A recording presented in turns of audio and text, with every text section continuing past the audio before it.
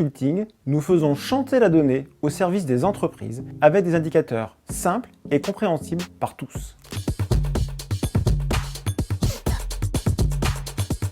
KPI Consulting est un cabinet de conseil en contrôle de gestion avec une approche innovante. Nous faisons de l'optimisation de la performance pour les PME, PMI avec des outils de business intelligence.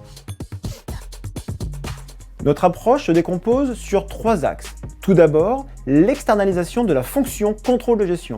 Ensuite, la formation aux outils de business intelligence, notamment Power BI. Enfin, la mise en place d'outils de pilotage sur Power BI, un outil de Microsoft de business intelligence. Les atouts de KPI, c'est tout d'abord l'hyper-expertise sur l'outil Power BI. J'ai l'honneur de faire partie des 11 MVP français sur la Data Platform. C'est aussi une équipe restreinte, connectée, toujours dans la bonne humeur, avec une vision 360 du métier. Enfin, et surtout, nous sommes en lien avec les opérationnels dans l'entreprise au quotidien.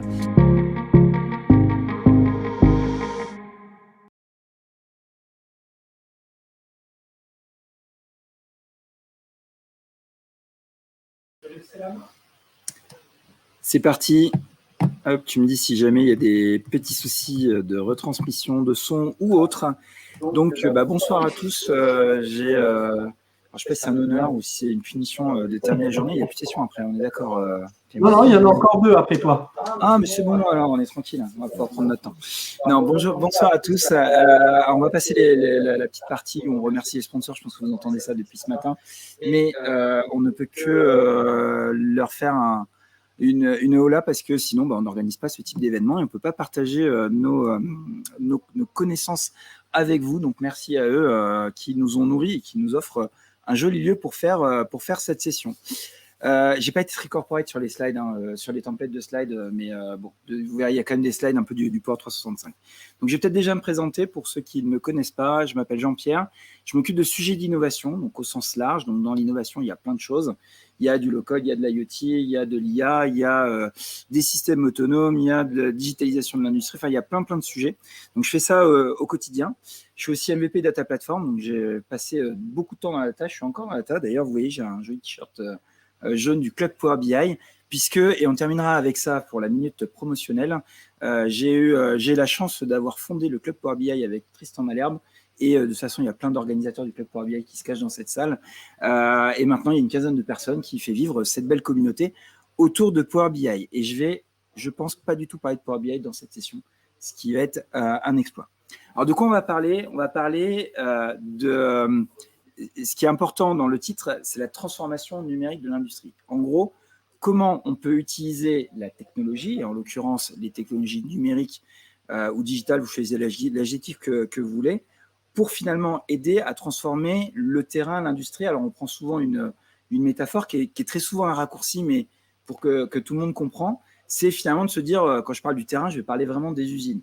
Une chaîne de production qui fabrique, j'en sais rien moi, des pneus, des roues, qui trie des déchets, qui construit des immeubles, qui fabrique du béton.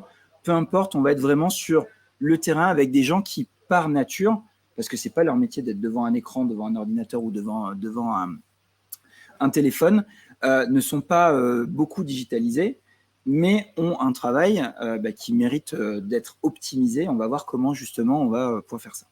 Et évidemment, on est au Power 365, donc je vais essayer de focaliser finalement cette session et l'ensemble des choses que je vais vous montrer sur finalement les technologies numériques qui sont liées à la Power Platform au sens large, mais on va voir un petit peu, on va étendre un petit peu avec la notion de low-code. Je sais qu'à une session précédente, mes confrères ont parlé d'IoT, donc on va aussi continuer à parler d'IoT, mais globalement, on va essayer de se focaliser sur justement qu'est-ce que vont apporter les solutions dites low-code ou citizen development, en premier la Power Platform, pour aider finalement à la transformation numérique de l'industrie.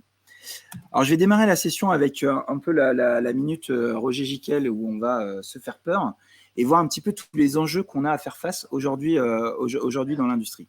Et en premier lieu, on entend partout, vous allumez n'importe quel média de news, ou papier ou vidéo, on va vous parler finalement des problèmes de pénurie. Alors, Ça peut être à cause du Covid, à cause d'un bateau qui est coincé au milieu du canal du Suez, à cause d'une guerre quelque part dans le monde.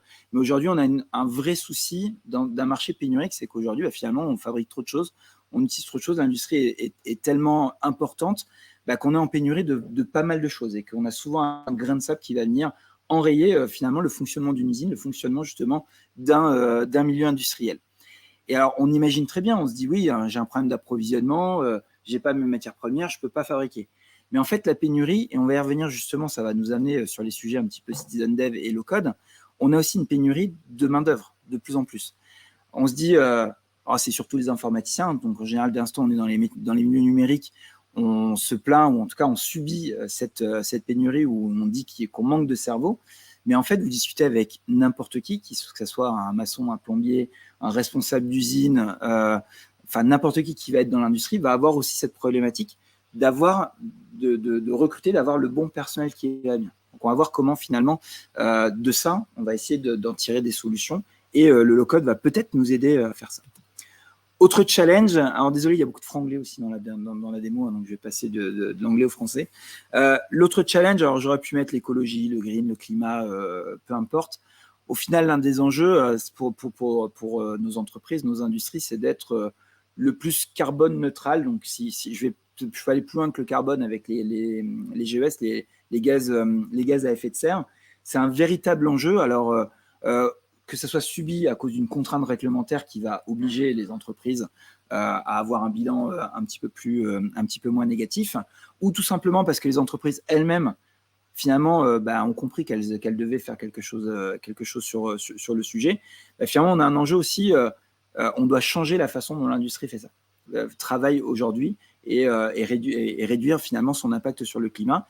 Et on va voir justement comment la technologie, en premier lieu, mais en particulier le low-code, va potentiellement pouvoir aider à résoudre ça.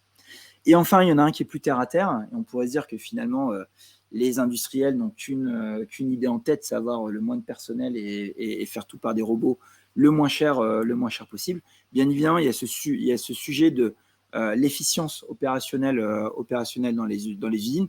C'est pas simplement pour faire plus de profit ou autre, c'est tout simplement parce que, on le disait, quand on subit une pénurie de main-d'œuvre, l'idée c'est de se dire comment je fais pour avoir la même chaîne de production qui va sortir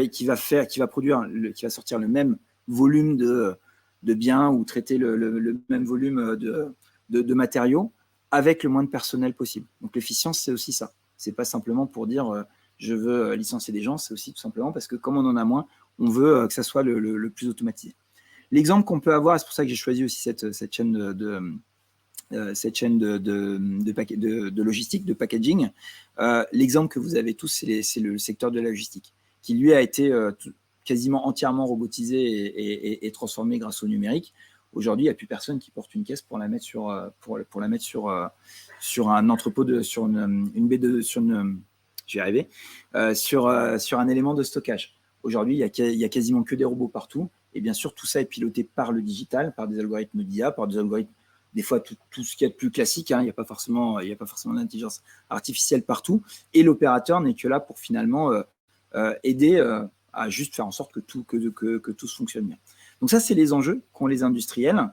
Et on va revenir beaucoup sur l'aspect pénurie, notamment pénurie de main-d'œuvre. C'est un vrai sujet de transformation qu'on va avoir dans les 10 prochaines années. Alors on pourrait se dire, parce que même moi je me posais cette question-là, c'est que si on regarde même les 40 dernières années, on nous parle du lean manufacturing. Le lean manufacturing existe, donc tout ce qui est Kaizen, 5S, tout ce qui vient finalement des méthodes Toyota, par exemple, entre autres. Évidemment, il y a plein d'autres choses. Donc on a le lean manufacturing qui a apporté pas mal de choses. Et pour le coup, le lean est tout sauf digital, puisqu'on est vraiment sur des choses très pragmatiques et très terre-à-terre, sur le visuel, le découpage des tâches, l'optimisation des tâches, retirer les frictions. Donc comment finalement, en 40 ans, on a eu des méthodes d'optimisation, en quoi finalement le digital va faire mieux que ça? L'une des visions, c'est que l'un des éléments qui va faire la différence, alors évidemment, je passe un petit peu les slides, c'est de profiter du numérique, et le numérique va notamment apporter une vision un petit peu plus holistique de l'ensemble de l'industrie. Si je prends l'ensemble d'une chaîne de fabrication, en ligne, on va se dire comment je vais optimiser le poste de Monsieur Moulin qui est en début de chaîne et le poste de Madame Dupont qui est en fin de chaîne. Mais on n'est que sur la chaîne, on n'est pas sur l'ensemble de la supply qui va prendre en compte les fournisseurs, la logistique qui amène les matériaux, ce qui est arrivé dans l'usine, les plannings, la production, etc. Donc, on n'a pas une vision holistique. Et aujourd'hui, d'ailleurs, on voit dans certaines industries des gens dont c'est le métier de faire l'optimisation, donc ils essayent d'être malins et de trouver les bons éléments. Donc, ça marche dans les petites unités industrielles, mais ça ne marche jamais dans des énormes usines où ils ont des cadences ou en tout cas des objectifs de production, hein, parce que ce n'est pas l'entreprise forcément qui se dit « il faut que je produise plus ». On est quand même près de 8 milliards sur Terre, hein, donc quand vous avez un produit, et je pense qu'aucun industriel n'a envie d'avoir un produit qui ne marche pas, on veut tous avoir des produits qui marchent, bah forcément il faut en produire des millions, voire des milliards. Donc il y a vraiment cet objectif d'y aller. Et donc aujourd'hui, le digital va nous permettre, et on va l'illustrer avec quelques outils, mais va essayer de nous permettre d'avoir une vision holistique des choses, de l'ensemble de la problématique. On va modéliser l'ensemble de la problématique. Et c'est là où le digital, alors on peut imaginer l'IA. On se dit, ouais, s'il y a beaucoup de données, donc la data, évidemment, en premier lieu, l'IA, mais on va voir un petit peu comment on peut utiliser, parce que aujourd'hui, on n'est pas du tout à l'IA où, en fait, on a juste à expliquer un problème et l'IA va nous trouver la solution toute seule. On va voir un petit peu, on va décortiquer comment, justement, on va passer d'une industrie un petit peu plus traditionnelle, qui a 40 ans de ligne derrière, avec cette industrie qu'on appelle 4.0. Alors, vous mettez le chiffre... Vous mettez le chiffre que vous voulez. Hein. Moi, dans ma boîte, on parle d'industrie X pour dire, bon, on s'en fiche, c'est la 5e, la 6e, la 7e. Peu importe, mais en tout cas, c'est une industrie qui va être numérisée, qui va utiliser le digital. Alors, avant de parler des outils, je vais quand même revenir sur quelques définitions, essayer de trouver quelques exemples pour illustrer de quelle technologie numérique on va parler, mais aussi quelques briques ou quelques bases qu'on doit avoir pour finalement tout ça fonctionne. Parce que, encore une fois, ça serait super facile de se dire, j'ai juste qu'à mettre une intelligence artificielle, elle va me faire le boulot. Avant d'arriver à l'intelligence artificielle, évidemment, il y a tout un tas de travail préliminaire à faire, parce que l'IA, par défaut, on est sur des IA faibles, et il va falloir l'entraîner, il va falloir dire ce qu'elle doit apprendre pour pouvoir résoudre les problématiques.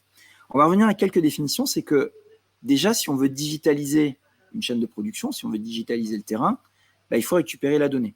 Alors, il y a eu une session de mes confrères juste avant qui parlait justement de l'IoT Hub et de comment collecter les données avec notamment le device Azure Percept.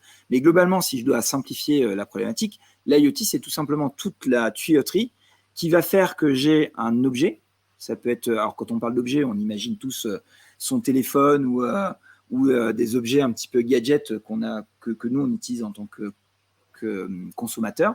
Maintenant, on va plutôt parler d'un bras robotisé, hein, un truc qui va peut-être même avoir 2 mètres d'envergure, d'un palan électronique, d'un convoyeur qui va porter des tonnes et des tonnes de cailloux, par exemple, dans les carrières. Donc, on est vraiment sur du gros engin qu'on va connecter, mais le principe reste le même. L'idée, c'est de récupérer la donnée qui revient de ça. Donc là, pour ça, on a des capteurs qui nous renvoient de l'information analogique qu'on met en numérique. On va évidemment pouvoir interférer, puisque l'idée de l'IoT, c'est que ça soit bidirectionnel. Je remonte de la donnée et je suis capable de descendre soit un paramétrage, soit d'appeler une action. Donc ça, finalement, pourquoi je parle de ça? On pourrait se dire, mais il est où le low-code avec les éléments? C'est que ça, évidemment, c'est une brique de base. C'est qu'à un moment, vous ne pouvez pas digitaliser une usine si elle n'est pas connectée. Ça paraît aussi basique que ça, mais en fait, des fois, on voit des prêts où ce postulat de base est complètement oublié. Et vous pouvez voir tout un tas de présentations sur l'IoT. C'est évidemment un des éléments les plus longs et les plus complexes à mettre en œuvre. Puisque vous doutez bien qu'une usine, alors je pourrais prendre un exemple, une énorme usine de fabrication de voitures avec des chaînes sur des hectares, ou tout simplement une petite usine qui va faire de l'injection plastique pour fabriquer, j'en sais rien moi, des boîtiers de chargeurs USB. Ben, tous ces éléments-là doivent être connectés. Donc, c'est vraiment l'élément de base qu'on va avoir.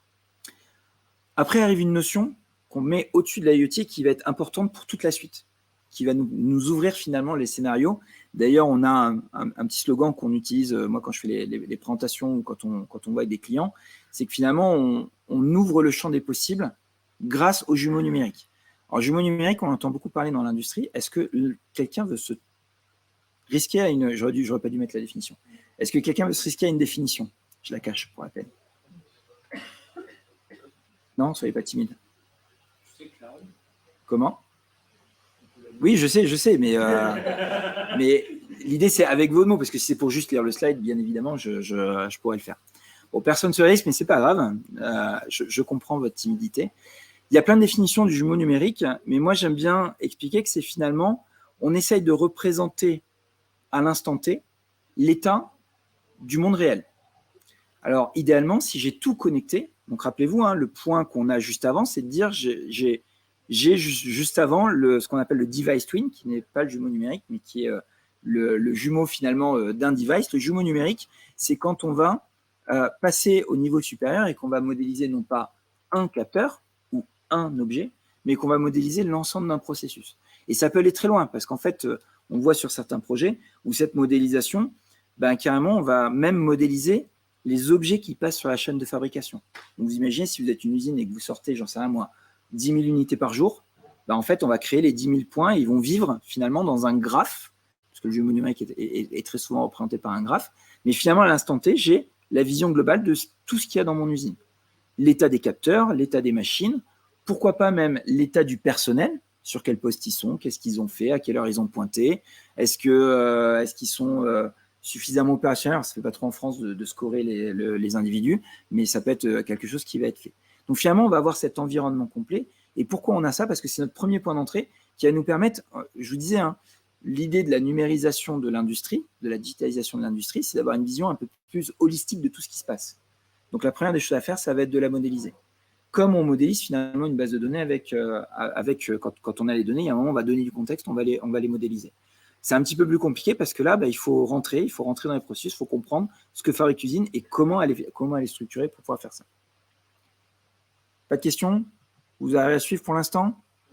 Bon, je vais continuer avec d'autres définitions, on va même peut-être partir un petit peu loin, mais je vous rassure, on va raccrocher après avec des cas concrets de low-code pour pouvoir aider finalement les gens du terrain à se digitaliser. Autre point, vous entendez tous parler, je ne vais pas vous poser la question, c'est encore écrit une fois sur le slide, vous entendez tous parler de ce buzzword dont tout le monde parle, le métaverse. Alors pourquoi je le mets dans cette session? Dites, mais c'est quoi le rapport avec Power Platform, avec ces choses-là? Vous allez voir, je vais venir, c'est qu'aujourd'hui, évidemment, il y a ce mot-clé, donc il y a quand même un phénomène qu'on appelle le FOMO, le Fear of Missing Out, donc tout le monde veut y aller. Pas parce que c'est génial et que tout est prêt et tout est mature sur ce marché-là, juste parce qu'on veut y être avant le concurrent. Hein. Donc c'est l'idée, donc c'est pour ça qu'on en parle beaucoup. Mais maintenant, il y a des vrais concepts derrière, et certains d'ailleurs existent depuis alors peut-être pas une dizaine d'années, mais depuis 5-6 ans derrière. L'idée de ça, Microsoft parle de Industrial Metaverse, qui est finalement une déclinaison de finalement ce qu'on pourrait appeler le Metaverse. C'est tout simplement de mettre de l'immersivité sur ce fameux jumeau numérique. Ici, j'ai un graphe qui représente toutes mes capteurs, toutes mes machines, le personnel qu'il y a dessus, et voire même les éléments qui passent directement sur les chaînes. J'ai juste finalement à reconstruire ça, mettre de l'immersivité. Je mets ça dans un casque de VR ou dans un casque d'AR, et je vais pouvoir finalement plonger dedans et ouvrir des scénarios. Alors, scénario, c'est quoi? Bien évidemment, hein, l'idée, c'est pas juste de dire les ouvriers ils vont rester chez eux, ils vont faire du télétravail avec un casque de VR. On pourrait imaginer ça, mais on en est quand même loin. Aujourd'hui, il y a quand même des contraintes industrielles qu'il faut qu'on soit à côté de la machine. Hein. Il y a des boutons d'arrêt d'urgence. Il faut vérifier que ça ne tombe pas à côté, hein, parce que si la marchandise tombe, si le produit tombe à côté, avec votre casque de VR, vous n'allez pas faire grand-chose non plus. Mais on pourrait presque tirer ce trait et se dire que dans quelques années, ça serait ça. Mais aujourd'hui, les scénarios qu'on voit, je vous ai mis pour le fun une petite percée dans le métaverse. Les scénarios qu'on a aujourd'hui autour de ces scénarios d'immersivité, c'est finalement, j'imagine que vous connaissez tous le casque HoloLens, c'est ce qu'on appelle un petit peu le travailleur connecté ou le travailleur augmenté, où on va finalement lui donner des outils, puisqu'on a ce jumeau numérique à l'instant T, on sait exactement les valeurs des éléments, donc d'une machine, si elle est en panne, si elle n'est pas en panne, à quelle vitesse elle va, quand est-ce qu'on a changé les dernières informations, puisque bien évidemment, on va mettre tout un tas d'informations supplémentaires dans ce jumeau numérique. Finalement, on va avoir des scénarios comme par exemple de la maintenance assistée. Je ne parle pas de maintenance prédictive, je parle de la maintenance assistée, où finalement, on revient avec notre enjeu aujourd'hui. Aujourd'hui, j'ai ma pénurie de personnel. Donc, j'ai du mal à trouver des gens, j'ai du mal à former des gens, parce que quand on a beaucoup de turnover dans une entreprise, il faut former les gens. Finalement, au lieu de passer un an complet à former quelqu'un à intervenir sur un matériel ou à réparer un élément, finalement, on va lui créer une procédure entièrement guidée et la personne va être assistée pour pouvoir faire ça. Alors, on peut se dire, ouais, mais quand même, l'expertise des gens, etc. Oui, l'expertise des gens, mais aujourd'hui, le problème, c'est qu'on n'a pas les gens. Donc, ce n'est pas un problème d'expertise, de perte d'expertise ou autre. C'est un problème qu'on a du mal à former les gens, on a du mal à les recruter. Finalement, un des enjeux du numérique, c'est finalement d'aller aider, de limiter la courbe d'apprentissage. Je ne vais pas dire que la machine, elle fait le boulot à la place des gens. Là, par exemple, typiquement, avec ce type de scénario, on va juste réduire la courbe d'apprentissage pour pouvoir intervenir sur un équipement. On a plein d'autres, je ne vais pas rentrer dans le détail de tout ce qu'on peut arriver. Là, j'étais sur cette procédure guidée. Donc, vous voyez que finalement, on n'est pas très low-code, là, pour le coup, on est même plutôt sur du code bien complexe, parce que pour faire fonctionner ça, je crois que j'en ai un ici. Là, par exemple, on est bien sur faire des choses en 3D, où on va visualiser l'usine. Je sais, il n'y a pas beaucoup de lumière dans cette usine, mais on est censé y aller avec un casque. Donc, évidemment, pour faire ça, des compétences 3D. Si vous connaissez un petit peu les technos qu'il y a derrière, je ne sais pas si vous êtes plutôt tech ou plutôt pas tech, on va avoir du Unity, on va avoir vraiment du code, des choses assez lourdes pour pouvoir faire ça.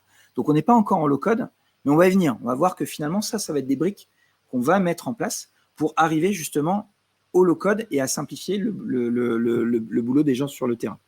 Voilà. Et puis, pour le fun, je vous montre juste, c'est que si j'ai le jumeau numérique de mon usine, pour le coup, et si par exemple, je veux lancer le tapis, vous voyez, je vous montre, ici, il ne bouge pas.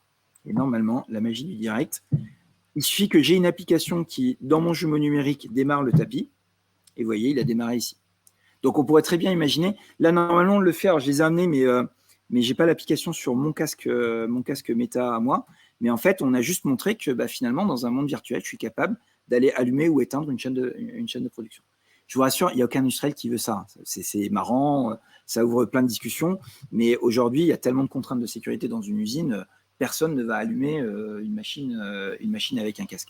Mais c'est pour vous montrer un petit peu cette brique-là, cette première brique, que l'intérêt du jumeau numérique, je crée des applicatifs, je vais créer des scénarios où je vais pouvoir interagir avec mon usine parce qu'elle est connectée et parce que je l'ai modélisée entièrement. Parce que bien évidemment, l'idée d'avoir plein de nœuds, c'est de faire des vérifications, de dire je ne peux l'allumer que s'il y a quelque chose dessus et qu'il n'y a personne qui surveille et qu'il y a suffisamment de courant, etc. etc. Donc c'est vraiment un tout. Et jusqu'où on peut aller? Alors on se dit, ouais, mais finalement, il faut toujours qu'il y ait quelqu'un à côté de mes équipements, à côté de mon usine. On a quelque chose qui perce au niveau du digital. Alors, c'est très lié à l'IA, mais en fait, Microsoft parle de système autonome, mais c'est une discipline que vous pouvez chercher. Il y a quelques éléments qu'on peut trouver sur Internet, sur YouTube ou autre, mais Microsoft utilise vraiment ce mot-là, système autonome. L'idée, c'est de se dire, et si finalement j'apprenais à un robot, donc alors un robot, on l'imagine, là je vous l'ai imagé avec évidemment un bras, mais ça peut être tout simplement quelque chose qui est très plat et qui sait juste porter des chariots. Si je lui apprenais à se débrouiller tout seul et à comprendre, tout à l'heure je vous disais, si quelque chose tombe du tapis, dans la réalité virtuelle, j'aurais du mal à la remonter. Mais si j'ai une batterie de robot, dont le boulot c'est simplement de vérifier que les choses ne tombent pas et de les remettre au bon endroit. Ça, c'est déjà presque une réalité. Je parlais de la logistique tout à l'heure, des entrepôts. Aujourd'hui, la plupart des entrepôts, on a ce qu'on appelle les AGV, vous voyez les entrepôts Amazon, on a des espèces de petits transpalettes qui se baladent directement dans l'entrepôt et qui font tout le boulot. Demain, si je leur mets un peu plus d'intelligence et qu'ils comprennent plus de choses, finalement, ils vont avoir cette autonomie et ils vont pouvoir compléter des tâches qui aujourd'hui nécessitent qu'on aille et qu'on soit à côté de la machine. Très concrètement, vous avez eu un exemple cet été. Alors là, on va sortir du monde Microsoft, parce qu'évidemment, tout le monde travaille sur ces systèmes autonomes et sur ce type d'IA. Google a sorti, alors ils ont derrière, c'est basé sur tout le NLP, toute leur stack de NLP qui s'appelle Palm, a fait une démonstration avec un robot. Alors la démonstration n'est pas très folichonne, mais c'est super intéressant de voir ce qu'ils ont fait derrière. Mais globalement, il y a donc c'est un robot qui est devant un bar là, et il y a quelqu'un qui passe et qui dit ah mince, je viens de renverser un verre, il me faudrait une éponge pour éponger, puis en même temps il me faudra 2 cafés.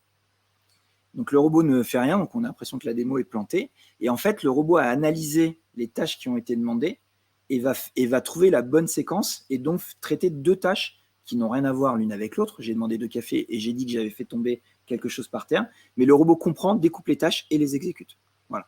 Et le robot est très très moche, hein. Ça ressemble à une espèce de bras avec un œil au bout, hein. C'est pas du tout la science-fiction qu'on imagine, comme vous pouvez voir dans tout un tas de films, mais globalement on voit bien que sur les systèmes autonomes, alors ça. Je vais revenir quand même côté Microsoft, on est quand même à une conférence où on parle beaucoup des technologies proposées par Microsoft, et je ne sais plus si je l'ai mis là. Non, je l'ai mis après. Vous aurez une petite démo, mais je reviendrai après. Mais on a par exemple un outil qui s'appelle Project Bonsai, alors qui est encore en preview, et je pense qu'il y a besoin de maturer, hein, parce que vous voyez, c'est des choses qui sont très très dans l'innovation et nouvelles. Mais l'idée de Project Bonsai, c'est finalement grâce au reinforcement learning.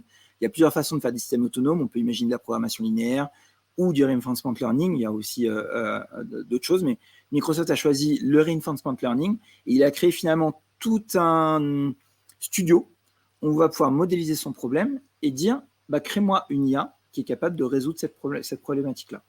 Donc on n'a pas de découpage de tâches encore, même si c'est dans les roadmaps, on n'a pas de découpage de tâches comme a pu le démontrer Google cet été, mais l'idée c'est bien évidemment de modéliser une problématique et d'avoir une IA qui va finalement voir des robots. Et d'ailleurs, dans le monde de la robotique, on s'aperçoit qu'on va avoir de plus en plus des robots génériques, parce que, donc, si on revient justement avec le Lean et 40 ans en arrière, on faisait des robots qui faisaient des tâches extrêmement précises, extrêmement rapidement et sans perte. Hein, le principe du Lean, hein, c'est je me consacre sur ma tâche. Là, aujourd'hui, on va avoir des robots qui sont de plus en plus génériques, parce que justement, ça va être des IA qui vont les piloter. Des IA ou des opérateurs, et là on va revenir au low-code et on va venir avec quelques exemples. Je vais vraiment vous montrer des choses, mais l'autre exemple que je voulais parler sur les systèmes autonomes et les robots, il y a, alors je ne me rappelle plus du nom de l'auteur, et ça fait 3 fois que je le lis cette semaine, donc il faut vraiment que je le retienne, mais une personne qui avait écrit un petit essai sur les métiers du futur, les métiers qui n'existent pas aujourd'hui et qui existeront dans je crois que c'était à horizon 10-20 ans.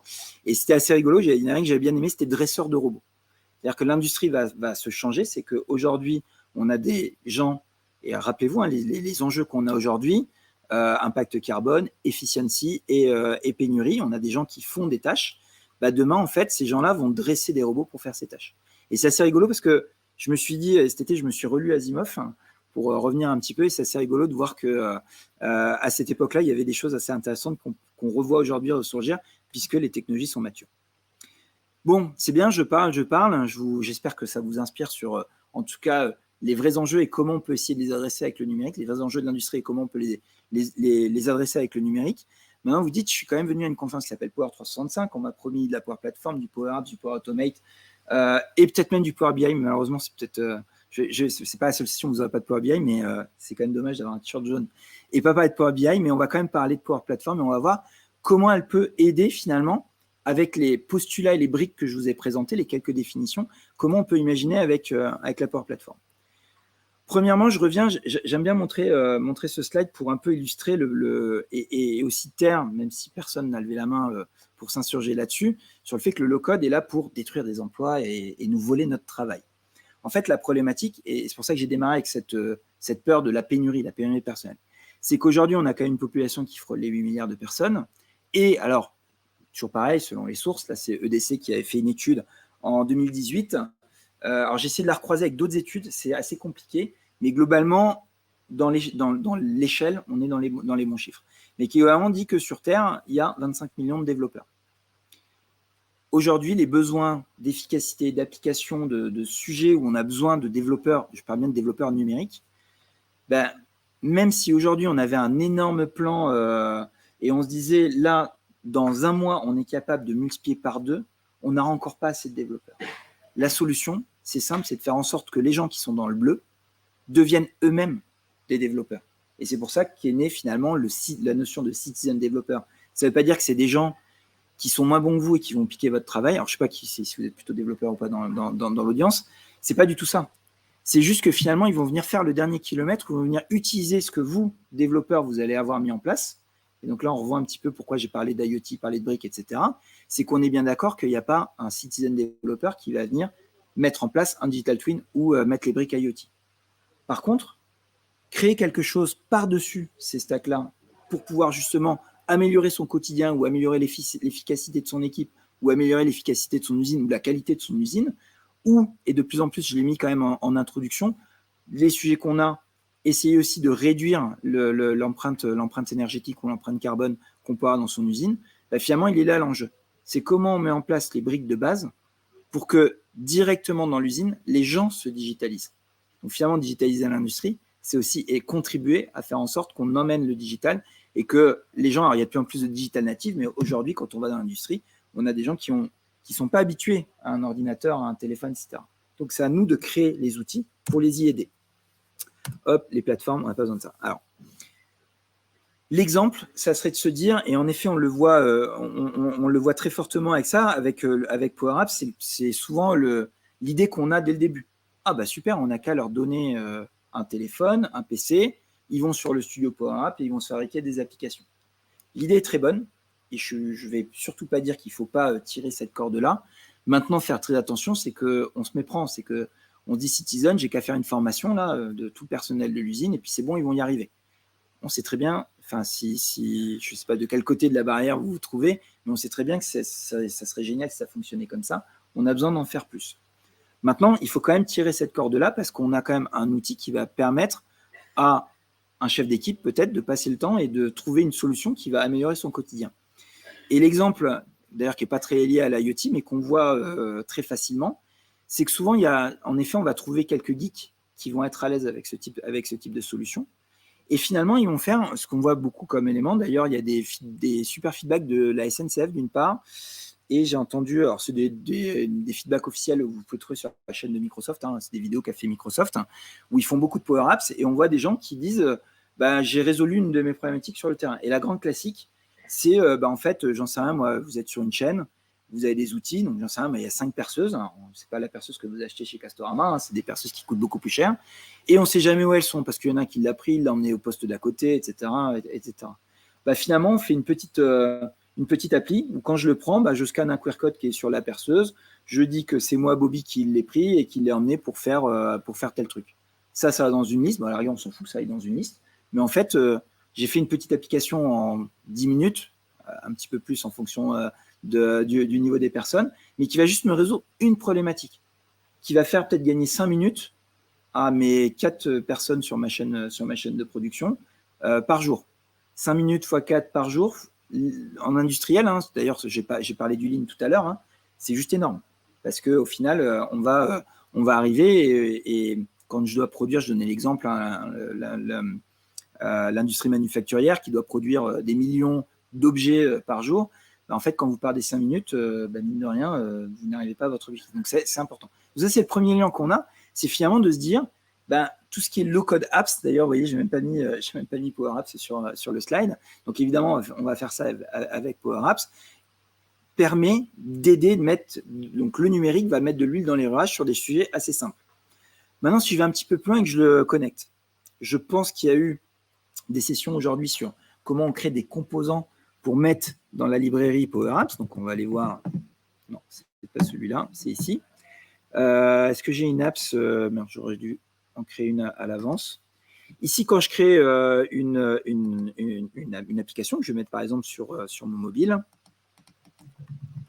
je crois que mon PC n'aime pas trop. N'aime pas trop qu'il y ait Unity qui fasse de la 3D derrière. Allez.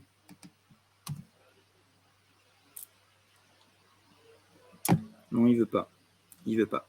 Mais bon, j'imagine que vous avez tous vu à quoi ressemblait une app. Est-ce que je peux en ouvrir une? Je vais retenter quand même. Et que finalement, on va proposer des composants. Donc, les composants de base, une liste, une source de données, un bouton, une textbox, etc. Donc ça, évidemment, c'est commun. Mais imaginez que je propose dans cette même boîte à outils des choses comme allume la machine, éteins la machine. Vous vous rappelez tout à l'heure mon jumeau numérique ici? Là, finalement, ce que j'ai fait, je le fais avec l'interface parce que c'est plus visuel. Mais bien évidemment, en vrai, personne ne va choisir le point et changer une valeur. On va plutôt utiliser une application, une API, du code. Donc, imaginez que je branche ça directement sur mon Power Apps, bah, finalement, je peux avoir une télécommande numérique pour piloter toute ma chaîne de production. Encore une fois, ce n'est pas aussi simple que ça parce qu'il y a des contraintes de sécurité, etc. Mais globalement, vous imaginez l'idée. Si je mets les bons composants, si j'ai la bonne modélisation de mon jumeau numérique et que je mets ce type d'outil derrière qui est connecté, je vais avoir ça. Alors on se dit, bah oui, mais le problème, c'est qu'il faut encore des informaticiens pour faire les fameux composants qui vont faire ça. Certes, mais si vous allez du côté, cette fois-ci, de Power Automate, vous apercevez qu'il commence à y avoir des connecteurs. Parce qu'après tout, ce Digital Twin que je vous ai montré, il est dans Azure. C'est Azure Digital Twin. Donc, c'est un produit de Microsoft. Ils peuvent très bien créer eux-mêmes leurs connecteurs. Alors, ils ne l'ont pas fait pour Azure Digital Twin. Mais ici, si je regarde, donc vous voyez ma recherche. Hein, j'ai tapé IoT Central. Et ici, par exemple, on va avoir Run a custom action when IoT Central rules is fired. Voilà, on se dit, mince, j'ai perdu le truc. On parlait de Twin tout à l'heure. Ça veut dire quoi? Ben, je vais vous montrer tout simplement IoT Central qui doit être par ici. Donc, IoT Central, alors je ne sais pas pourquoi mon téléphone était connecté à 3h57, il ne l'est plus. Mais ici, j'ai une petite application. Vous pouvez faire laisser, hein, si vous avez un compte Azure, un téléphone. Ça s'appelle IoT Plug and Play. Donc, c'est simplement l'accéléromètre de mon téléphone qui est juste connecté à un IoT Hub, hein, comme ce qui a été montré dans une précédente session, où je récupère finalement la télémétrie.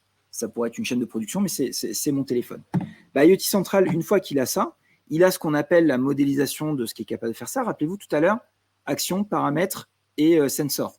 Une fois que j'ai tout, le fameux device twin, une fois que j'ai tout ça, bah, je peux très bien dire, je fais une alerte de dire si mon accéléromètre sur l'axe Z est à moins de telle valeur, lève-moi une alerte. Et cette alerte, bah, derrière, vous la récupérez dans Power Automate et vous êtes donc capable de finalement faire ce que vous voulez. Lancer un ordre dans le RP pour faire réparer, le tapis roulant, prévenir un collègue, éteindre une autre machine, etc. Encore une fois, ça c'est la vision idéalisée. Hein. Dans les faits, on a beaucoup de contraintes liées à l'industrie, mais sur le principe, c'est exactement ça. Et donc, on voit qu'il y a, si on tire le trait, que l'avenir, ouais, je vais le dire comme ça, en tout cas la trajectoire que prennent les outils, et en particulier les outils Microsoft avec toute la stack IoT, Azure Digital Twin, Azure IoT Central, etc., ben, font que demain, on aura les briques, on aura les éléments qui vont permettre à des utilisateurs dans l'industrie de pouvoir faire ce dernier kilomètre, de pouvoir développer ce qui leur manque pour pouvoir, grâce au numérique, de pouvoir se résoudre des problématiques qu'ils ont. Et donc forcément, si je simplifie mes process, si j'y mets du numérique, je vais résoudre mes problèmes de pénurie, encore une fois de matériel, mais aussi de ressources, ou mon efficacité sur le terrain. Hop, on va revenir ici. Donc, on va parler de low-code. Vous avez en tout cas pour ceux qui étaient, une présentation juste avant sur justement des services d'IA qui permettent notamment de reconnaître des objets. Donc, justement, là, ce petit Azure Percept DK. Ils sont dans la salle, hein. Vous pouvez leur poser des questions si vous voulez aller un petit peu plus loin. Moi, je prends un petit peu de hauteur sur ça. L'idée, c'est pas de parler spécifiquement de ça, mais on voit de plus en plus, donc là, on parlait applicatif, donc je fais une application. Mais on se dit, oui, mais j'ai peut-être envie d'avoir la main pour potentiellement même créer des IA, parce que si au final, je suis obligé d'avoir des informaticiens qui me créent toutes les briques, et en plus, dès l'instant où c'est un peu compliqué, parce que vous doutez bien, c'est pas aussi simple que faire des if, hein, de dire, alors si quelqu'un s'est coupé la main sur la machine numéro 3, arrête la numéro 4 et appelle les pompiers. C'est évidemment un petit peu plus complexe que ça dans les graphes qu'on voit. Donc, de plus en plus, on est obligé de mettre de l'IA pour prendre des décisions ou faire des éléments. Donc, on a vu une belle démonstration de custom vision qui permet de détecter des objets. Donc, derrière, on va détecter des défauts, on va compter des objets, on va reconnaître des éléments. Et de plus en plus, on voit, je ne ferai pas de démo, mais j'imagine que vous avez entendu parler d'AI Builder.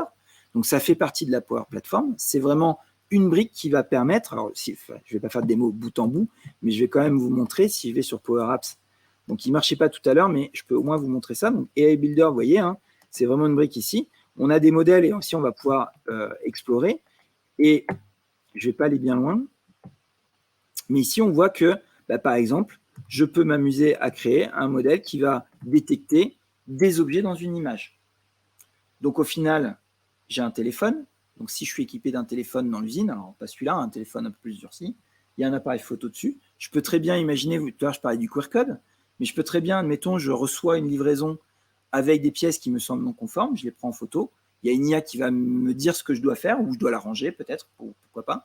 Et donc ça, c'est intégré dans mon Power Apps. Et donc, je vais avoir quelque chose de plus intelligent. Et on n'a pas besoin d'avoir un data scientist pour ça. Alors, je vais pondérer juste après, mais l'idée, c'est vraiment qu'avec un outil comme AI Builder, le fameux Citizen Developer, finalement, il va juste entraîner ou dire comment ça doit marcher, il va modéliser sa problématique, et une IA va naître comme par magie. Alors, c'est vrai qu'il y a un peu de magie, c'est vrai qu'on fait des trucs vraiment pas mal, hein. Honnêtement, en très peu de temps, on arrive à avoir un résultat souvent satisfaisant. Je mets juste un petit bémol, c'est que sur ce type d'IA qui est pré-généré, donc évidemment, s'il n'y a pas d'effort pour le faire, on ne va pas être dans quelque chose qui va être d'une fiabilité ou d'une robustesse à toute épreuve. Donc, par exemple, l'exemple que je donne souvent, c'est de se dire, imaginons que j'ai fait une IA qui, quand elle détecte une main, elle arrête la machine pour éviter qu'on se coupe. Et admettons, l'IA là vous dit, c'est fiable à 99,8%. Est-ce que vous mettez votre main? Oui? Non? En général, dans l'industrie, c'est je ne veux pas voir cette merde parce que, bien évidemment, hein, l'une des règles d'or de l'industrie, tout à l'heure, je faisais référence à Asimov, mais en tout cas, dans l'industrie, hein, c'est la protection des employés. Hein. C'est vraiment, enfin, on n'est plus dans les années 50 où on se permettait un petit peu de perte, ou les temps modernes dont parlait monsieur Gori lors de sa keynote. Et je terminerai, parce qu'il doit me rester 1 minute, je terminerai juste là, ici, il y a, d'ailleurs, je crois que j'ai, non, c'est bon, j'ai plus de taille après.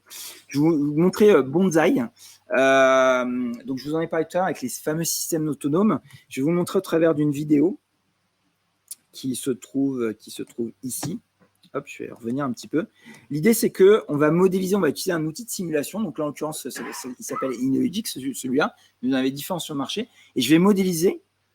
Alors, aujourd'hui, il n'y a pas suffisamment de connecteurs. Il commence à y avoir des produits qui vont même se brancher sur votre Digital Twin, le graphe qu'on a vu tout à l'heure, et qui vont donc, il n'y a même plus besoin de modéliser. Ils vont juste aller chercher des informations dans le Digital Twin. Là, en l'occurrence, il faut le faire à la main. Mais je vais modéliser mon process. Donc, par exemple, je vais dire que ici, j'ai des ressources humaines qui font un élément. Là, j'ai une machine qui me fait un truc. Je vais donner les éléments. Donc, celle-là, elle va à telle vitesse, celle-là, elle va à telle vitesse, etc.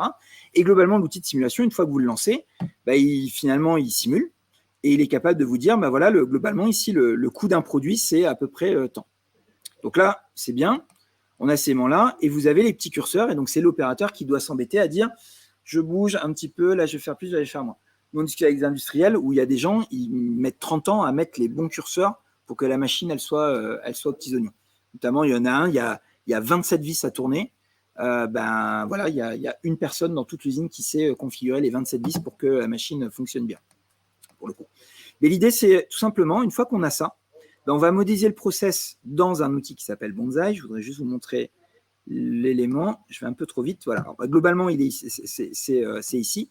Donc là, j'ai un langage pour modéliser le process. Donc, c'est du reinforcement learning. Donc, je lui explique juste ce que je veux. Exemple, je veux minimiser le total cost per product. Mais, bien évidemment, les problèmes sont beaucoup plus complexes. On va améliorer l'énergie, etc. J'accélère. Et au final, je donne ça à Bonsai. Vous l'avez là, mais je préfère vous montrer la vidéo. Ici, on a fait 800 000 itérations pour avoir quelque chose qui est capable, pour entraîner une IA qui est capable de résoudre ce problème-là. Et en fait, ce qu'on fait, c'est qu'après, on a juste à la brancher sur le jumeau numérique. Et en fait, quand on rejoue la simulation derrière, en fait, quand il va se passer quelque chose, c'est-à-dire que là, les choses que je peux faire sont gérées par une IA et puis par un opérateur. Et donc, quand il se passe quelque chose, on réagit en temps réel, on réajuste la production. Et puis, je conclurai avec ça, je vous rassure, dans la vraie vie, personne ne veut brancher ce type d'IA en temps réel, en tout cas aujourd'hui, dans les discussions qu'on a. Par contre, il nous demande de ressortir l'info à un opérateur qui a juste à dire « OK », et ensuite, on fait ça. Il me reste du temps, en fait? Ah bah non,